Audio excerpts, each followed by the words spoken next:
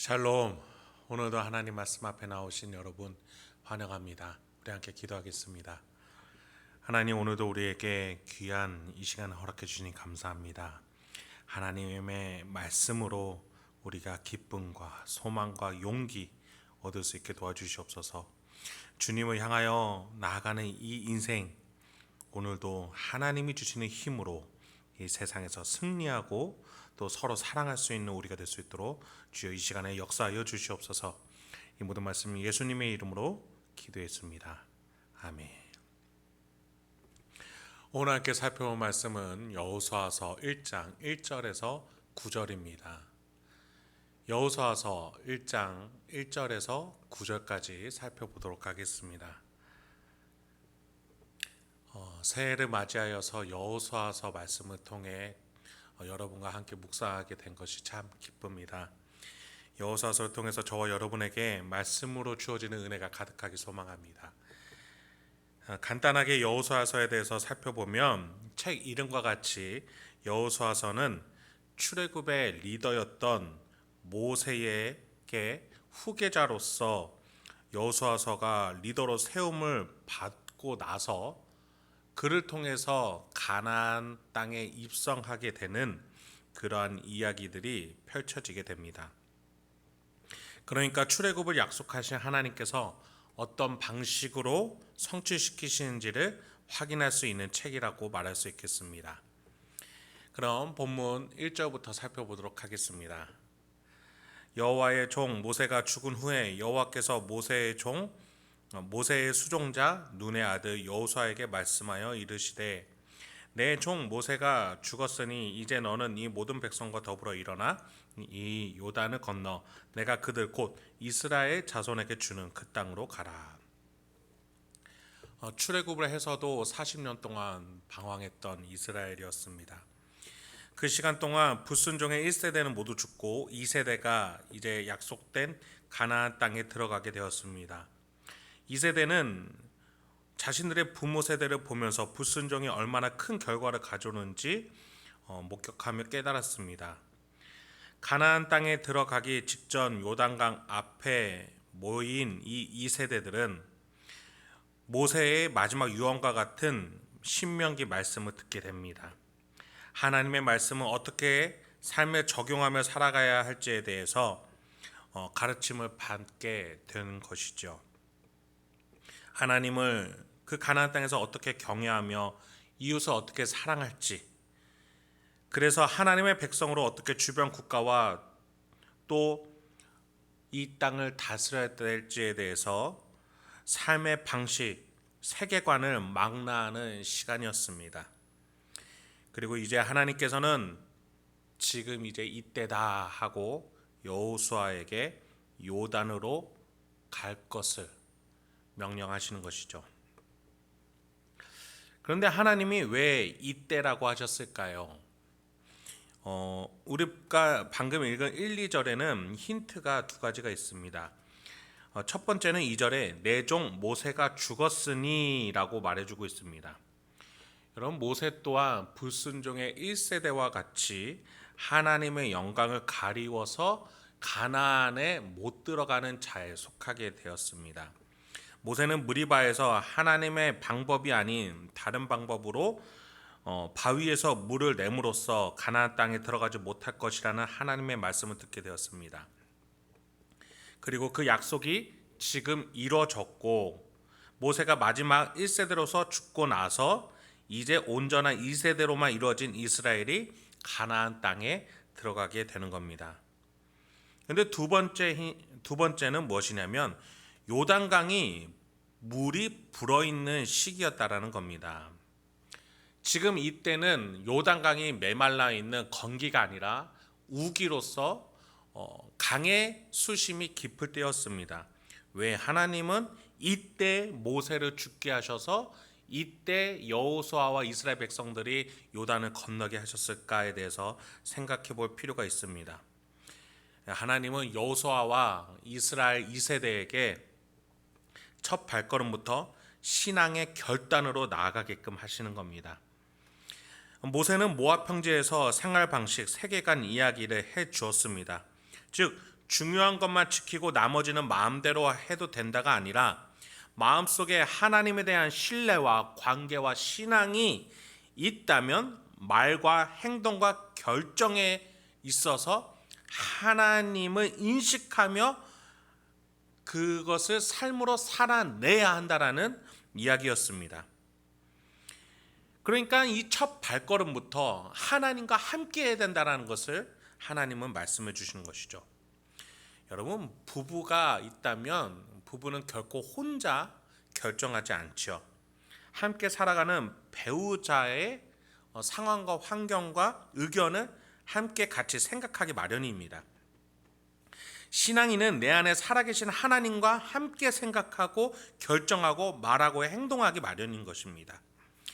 이스라엘은 요단을 건너는 첫 발걸음부터 하나님과 함께하는 발걸음을 걷기 시작하는 것이죠. 그래서 하나님은 요단 강이 불어 있을 때에 모세를 부르시고 이때 그들이 가나안 땅으로 첫 발걸음을 떼게 하시는 것이었습니다. 3절부터 6절입니다.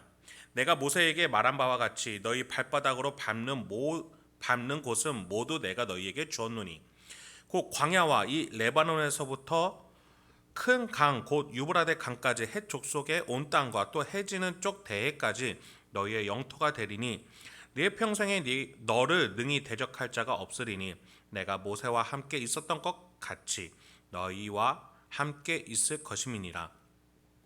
내가 너를 떠나지 아니하며 버리지 아니하리니 강하고 담대하라. 너는 내가 그들의 조상에게 맹세하여 그들에게 주리라 한 땅을 이 백성에게 차지하게 하리라. 하나님은 이스라엘의 영토를 구체적으로 얼마만큼 허락하실지를 말씀하셨습니다. 그리고 이것은 실제로 다윗 시대에 이루어집니다. 여러분, 성경에서 하나님은 이스라엘과의 사이를 부부, 또 때로는 벗이자 친구, 때로는 아버지와 자녀, 때로는 생활을 책임지는 주인과 모든 것을 순종하며 따르는 종으로 표현하긴 했습니다. 어쨌든 하나님은 인간을 단순한 피조물로 만드신 것이 아니라 하나님의 뜻을 펼치는 데 있어서의 가장 가까운 측근으로 삼으셨고 또 그렇게 그 측근과 함께 이뤄내고자 하셨고 그렇게 해오셨습니다. 그런 점에서 이스라엘은 고대 근동에서 매우 큰 영토에서 하나님의 뜻을 가진 나라로 세워질 계획을 하나님 갖고 계셨고 그것을 여호수아에게 말씀하시면서 능히 대적할 자가 없을 것이라 라고 약속해 주고 계시는 겁니다. 하나님은 이스라엘과 함께하면서 서로 바라보고 있고 그 관계를 중요시하며 함께 그 길을 걸어 나가려는 계획 가운데 계신 것입니다. 그렇다면 인간의 입장으로서는 어떻게 해야 될까요? 모세와 함께하겠다고 하신 약속을 여호수아에게도 동일하게 말씀하신 것은 내가 너와 함께하니 너도 나와 항상 함께하려 노력하라는 겁니다. 그 방법은 바로 하나님의 말씀을 기억하는 것이었습니다. 이 백성에게 이 땅을 차지하려 할 것이라는 하나님의 말씀, 목적이 세워졌습니다. 그리고 그것을 이제 이뤄내야 하겠죠. 그런데 여러분, 사실상 이 목표는 여호수아 때에 100% 이루어지지는 않습니다. 왜냐하면 중간중간에 하나님의 말씀에 순종하지 않은 족속들, 지파들이 있었기 때문입니다. 그리고 그 땅은 다윗의 때에 이루어지게 되겠죠. 왜냐하면 하나님과의 관계를 가장 중시했던 다윗 왕이 전국 곳곳을 그렇게 하나님을 따르게끔 나라를 통치했기 때문입니다. 그런 점에 있어서 모세도 하나님의 약속의 성취를 이뤄낸 리더였고 다윗 또한 그랬습니다. 여호수아도 대부분 평가에 있어서는 하나님의 약속을 성취를 바라보고 목격한 인물로서 평가를 받습니다. 그들은 어떤 공통점이 있었던 겁니까? 하나님의 말씀을 가지고 살았던 자, 즉 하나님을 사랑했던 자라는 공통점이 있습니다. 여호수아는 우리가 이제 앞으로 살펴보겠지만 하나님의 말씀, 또 하나님을 경외함으로써 가나안 땅을 실제로 하나하나 정복하고 또 수복하게 됩니다. 여러분, 어떤 학자들은 사복음서의 내용이 사도행전에서 이루어진 것처럼 모세오경의 내용이 여호수아서에서 이루어졌다고까지 평가합니다. 이렇게 여호수아서는 하나님과 관계를 신실하게 가진 백성과 나라에 대한 기록임을 기억하면서 우리가 이 여호수아서를 묵상하면서 하나님의 나라의 구원에 대한 약속이 이 인류를 통해서 어떻게 이루어져 나가는지 목격하고 그것을 우리의 삶으로 적용해서 마침내 이 땅 가운데 예수님의 재림으로 하나님의 나라가 세워질 텐데 그때 우리의 삶에 적용해서 우리가 그 길에 동참할 수 있길 소망합니다. 7절로 이어집니다. 오직 강하고 극히 담대하여 나의 종 모세가 내게 명령한 그 율법을 다 지켜 행하고 우로나 좌로나 치우치지 말라. 그리하며 어디로 가든지 형통하리니.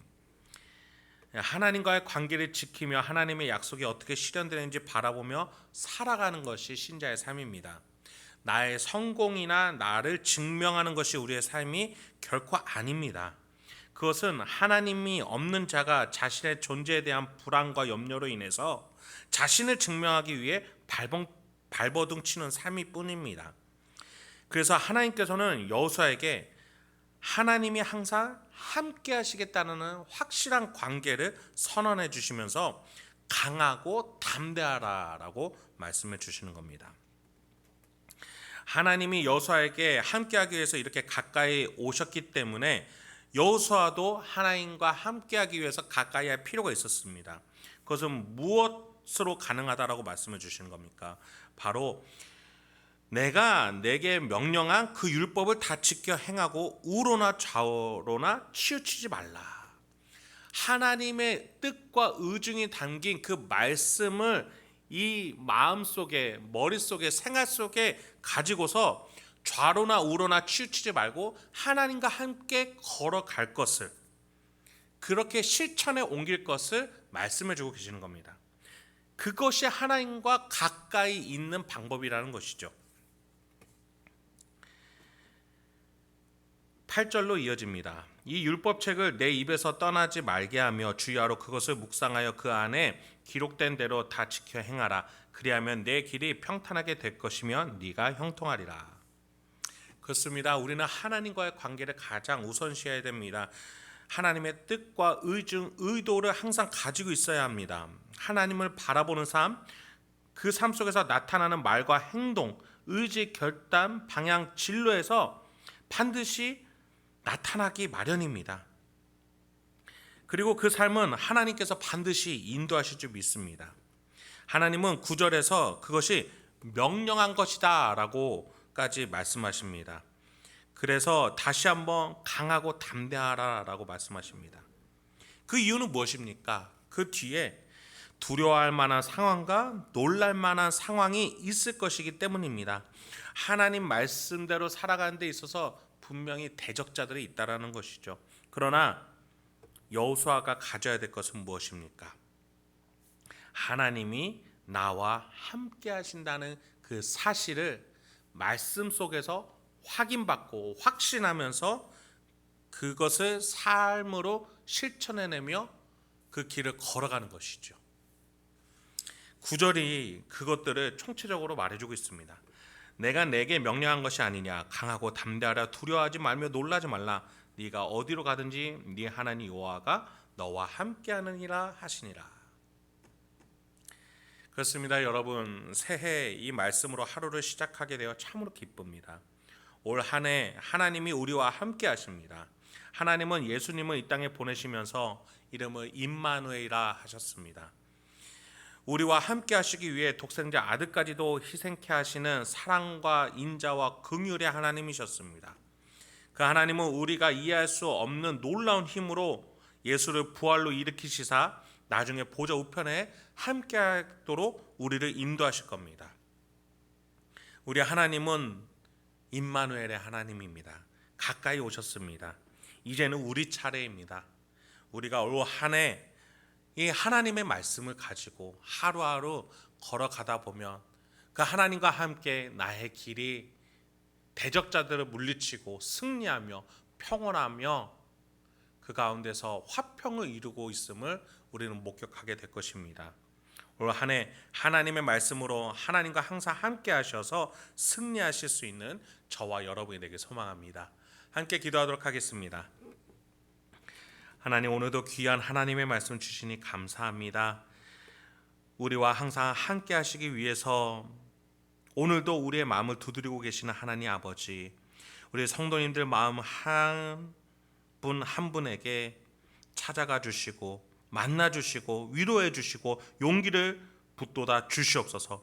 그래서 우리가 세상에 좌로 우로 치우치며 쫓겨다니는 삶이 아니라 하나님의 말씀으로 하루하루 살아내어서 우리 삶을 통해서 하나님의 나라가 확장이 되고 귀신이 떠나가며 복음으로 영혼이 구해지는 역사가 우리의 삶을 통해서 이루어질 수 있도록 주여 우리 성도님들과 저의 삶을 사용하여 주시옵소서. 올 22년 그 어느 때보다도 하나님께 결단하며 나아갑니다. 주여, 우리가 다른 것보다도 말씀으로 살아가게 하여 주시옵소서. 하나님과 함께 살아가는 우리가 되게 하여 주시옵소서. 이 모든 것에 있어서 형통을 약속하신 주님, 우리가 말씀을 붙들고 하루하루 살아갑니다. 주님의 섭리와 기적과 예수의 사랑과 성령의 임재를 믿으면서 하루하루 살아갑니다. 똑같이 씨앗을 뿌리지만 하나님이 내리시는 은혜의 단비 속에서 30배, 60배, 90배의 열매가 우리에게 약속될 줄 믿습니다. 주여, 우리의 삶을 사용하여 주시옵소서. 이 모든 말씀 예수님의 이름으로 기도했습니다. 아멘.